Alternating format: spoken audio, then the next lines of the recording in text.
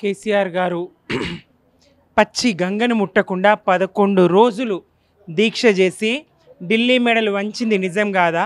సోనియా గాంధీ గారు దిగొచ్చి తన జన్మదినం వేళ రాష్ట్ర ప్రకటన చేయించింది నిజం కాదా? ఈ రాష్ట్రంలో లేరా ఆయన? పరిస్థితులు చూడలేరా అన్నాడు. కేసీఆర్ గారు దీక్ష ప్రారంభించిన తర్వాత రాష్ట్ర వ్యాప్తంగా రాష్ట్రం అంతా అట్టుడికిపోయింది. ఇదే నాడి ఉమ్మడి జిల్లా ఆయనది. అక్కడ తొలి అమరుడు పోలీస్ కిష్టన్న సెల్ టవర్ ఎక్కి తనను తాను కాల్చుకొని తెలంగాణ ముఖ్యం, భార్య పిల్లలు కాదు, ఉద్యోగం కాదు, మీ బతుకులు నాకు ముఖ్యం కాదని ఫోన్లో మాట్లాడి భార్యతో రికార్డులు ఉన్నాయి, ఇంకా అన్ని రికార్డులు ఉన్నాయి. అవి తెలంగాణ రాష్ట్ర సాధన కోసం అని చెప్పేసి అక్కడ తను మా జిల్లా బిడ్డనే, ఉమ్మడి జిల్లా బిడ్డనే కదా. అప్పుడు అవన్నీ తెలియదా? మరి శ్రీకాంతాచారి ప్రయత్నం తెలియదా? అట్టుడికిపోయింది కదా రాష్ట్రం అంతా. ఈ పరిస్థితులను చూసి బీతిల్లింది కదా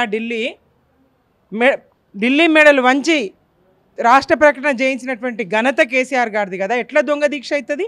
ఆయన పరిస్థితిని, ఆయన నాటి ఆరోగ్య స్థితిని రాష్ట్ర వ్యాప్తంగా ఆందోళనకరంగా ఉండే కదా.